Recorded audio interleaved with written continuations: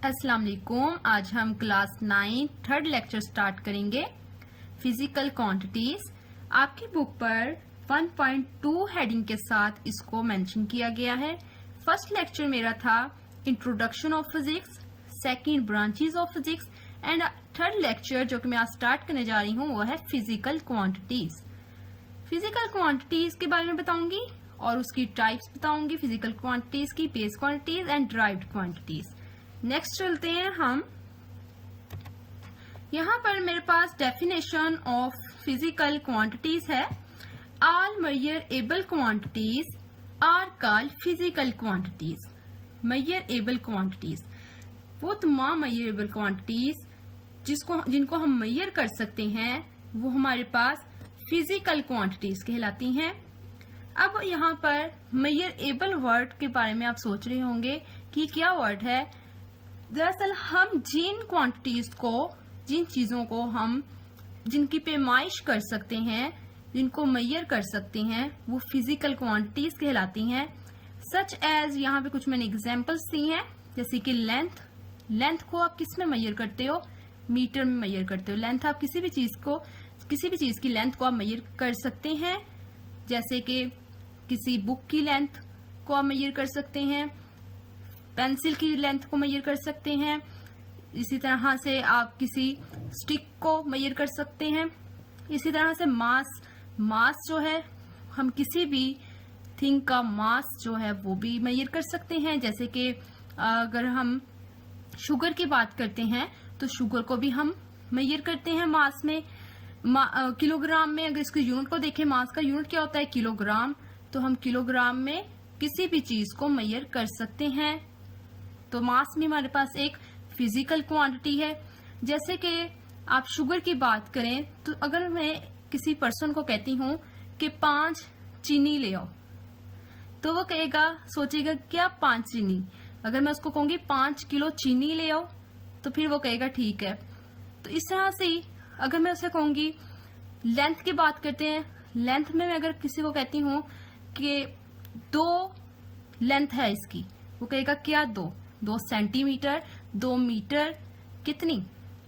तो अगर मैं उसको साथ कहूंगी 2 मीटर या 2 मीटर्स लेंथ है इसकी, तो उसको समझ आ जाएगी बात की। इसी तरह टाइम को देखते हैं। टाइम में अगर मैं कहूं कि 2 आवर्स हो गए हैं, तो फिर तो उसे समझ आ जाएगी कि 2 घंटे की बात होगी, कि 2 घंटे हो गए हैं। अगर मैं कहूंगी 2 हो गए हैं, तो वो कहेगा क्या 2 हो गए हैं। तो इस तरह से लेंथ, मास, टाइम, टेम्परेचर, ये सब हमारे पास फिजिकल क्वांटिटीज हैं। हम टाइम भी मेजर कर सकते हैं सेकंड्स में और आवर्स में। इस तरह से टेम्परेचर को हम सेल्सियस में मेजर कर सकते हैं। इसके हम आगे यूनिट्स जब पढ़ेंगे आपको, तब मैं इसको डिटेल से करवाऊंगी। नेक्स्ट चलते हैं हम। A physical quantities possess at least two characteristics. At least two characteristics.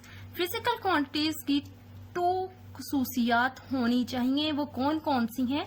एक है numerical magnitude and second is unit. Numerical magnitude और यूनिट को मैं आपको बताती हूँ क्या होता है। नेक्स्ट स्लाइड पे चलते हैं। दरअसल यहाँ पर मैंने एक एग्जाम्पल दे रही हूँ, एग्जाम्पल ऑफ फिजिकल क्वांटिटीज। इसमें मेरे पास इस मैन को देखें आप, येलो शर्ट वाले को, इसकी जो हाइट है वो 176 सेंटीमीटर ये बता रहा है। और अगर आप इस वाले मैन को देखें तो ये अपनी जो लेंथ है, हाइट, वो 179 सेंटीमीटर बता रहा है। अब 176 और 179 क्या है? 176 और 179 इट्स न्यूमेरिकल मैग्नीट्यूड। न्यूमेरिकल क्या डिजिट्स, न्यूमेरिकल डिजिट्स को कहते हैं, ठीक है, और मैग्नीट्यूड मिकदार। तो 176 और 179 इन दोनों मैन्स की क्या है? न्यूमेरिकल मैग्नीट्यूड है। अगर हम आगे इसके जो सेंटीमीटर इस पिक में लगाया गया है और इस पिक में भी सेंटीमीटर को यूज किया गया है न्यूमेरिकल मैग्नीट्यूड के आगे, वो यूनिट है, यूनिट ऑफ हाइट, लेंथ। अब यहां पर अगर हम देखते हैं तो centimetre is its unit. Next चलते हैं। फिजिकल क्वांटिटीज को टू क्वांटिटीज में डिवाइड किया गया. Physical quantities are divided into two quantities. एक कौन सी है हमारे पास? Base quantity and second is derived quantities. Base quantities को सबसे पहले देखते हैं. Base quantities are quantities on the basis of, ये वर्ड को दोबारा गौर से पढ़ेंगे, बेसिस, इसके बारे में बताती हूँ. On the basis of which other quantities are expressed. दरअसल हमें बेस क्वांटिटी से ही पता चल रहा है कि यहाँ पर बेस की बात हो रही है. अगर किसी चीज की बेस अच्छी हो तो एक इमारत है, उसकी अगर बेस अच्छी है तो वो इमारत स्ट्रॉन्ग होती है. तो यहाँ पर बेस क्वांटिटीज से हमें पता चल रहा है कि ये क्वांटिटीज क्या है, किसी दूसरी क्वांटिटीज की बेस होती हैं. ठीक है, अब आगे मैं इसको एग्जाम्पल में आपको बताऊंगी. यहाँ पर हम इसकी लेते हैं कि कौन कौन सी होती हैं base quantities. There are 7 base quantities as following: mass, length, time, current, temperature, amount of substance, luminous intensity, जिसे इंटेंसिटी ऑफ लाइट भी बोला जाता है. यहाँ पे ये हमारे पास क्या है? 7 बेस क्वांटिटीज हैं. आगे इनके सिंबल्स को भी मैंने शो करवाया इस टेबल में. मास का सिंबल क्या होता है? स्मॉल m, लेंथ का l, स्मॉल l, टाइम का स्मॉल t, करंट का I, टेम्परेचर का capital T, amount of substance का स्मॉल n. तो इसी तरह से हमारे पास यहाँ पर मैंने यूनिट्स को शो करवाया है. और नेक्स्ट चलते हैं. नेक्स्ट है derived quantities. The quantities that are expressed in terms of base quantities are called derived quantities. वो क्वांटिटीज जो बेस क्वांटिटीज की वजह से बनती हैं, ड्राइव्ड होती हैं. यहाँ पे भी इसके नाम से शो हो रहा है ड्राइव होना, क्रिएट होना, पैदा होना. तो वो क्वांटिटीज जो बेस क्वांटिटीज की वजह से एक्सप्रेस्ड होती हैं, वो क्वांटिटीज ड्राइव्ड क्वांटिटीज कहलाती हैं. यहाँ पर टेबल में मैंने कुछ ड्राइव्ड क्वांटिटीज आपको शो करवाई हैं, जैसे कि डिस्प्लेसमेंट, जिसको स्मॉल d से शो किया जाता है इन सिंबॉलिकली. एरिया कैपिटल A से शो करते हैं, इसका सिंबल कैपिटल A है. Volume capital V, speed small s, velocity, acceleration, force, energy, density, moment, power, work, momentum, pressure. यहाँ पे इन सब के सिंबल्स भी दिए गए हैं, आप इनको देख लीजिएगा. ये न्यूमेरिकल में यूज किए जाते हैं. Derived quantities and base quantities को मैंने यहाँ पर एग्जाम्पल के तौर पर मैंने कुछ शो करवाया ताकि मजीद समझ आ सके, मजीद कॉन्सेप्ट्स क्लियर हो सके. एरिया की बात करते हैं. एरिया जो कि हमने अभी पढ़ा टेबल में, ड्राइव्ड क्वांटिटीज की टेबल में हमने इसको पढ़ा. और ये किस तरह से एरिया हमारे पास आता है? Length multiply length.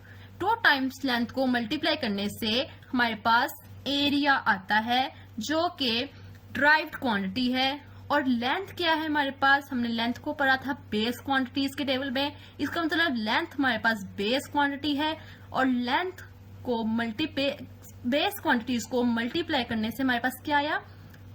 Derived quantity आई हमारे पास. नेक्स्ट वॉल्यूम की बात करते हैं. वॉल्यूम लेंथ को 3 टाइम मल्टीप्लाई करने से यार, और लेंथ क्या है हमारे पास? बेस क्वांटिटी है. इसका मतलब अगर हमारे पास बेस क्वांटिटीज ना होती तो ड्राइव्ड क्वांटिटीज भी हमारे पास नहीं बन सकती. स्पीड की बात करते हैं. स्पीड जो कि ड्राइव्ड क्वांटिटी है, और डिस्टेंस बाय टाइम से हम इसको निकाल सकते हैं, हासिल कर सकते हैं स्पीड को. अगर हमारे पास डिस्टेंस भी हो और टाइम भी हो तो हम स्पीड को इजीली ड्राइव कर सकते हैं. तो यहाँ पर डिस्टेंस और टाइम क्या है? बेस क्वांटिटी है, जो कि हमने इसको बेस क्वांटिटी में पढ़ा भी है. तो इस तरह से बेस क्वांटिटीज हमें ड्राइव्ड क्वांटिटीज बनाने में हेल्प करती हैं. Next topic international system of unit को पढ़ने के लिए, जिसमें हम बेस यूनिट और ड्राइव्ड यूनिट्स पढ़ेंगे. उसके लिए आपको नेक्स्ट वीडियो में ही देखनी होगी, जो कि लेक्चर नंबर 4 है. Thanks for watching my video. Allah Hafiz.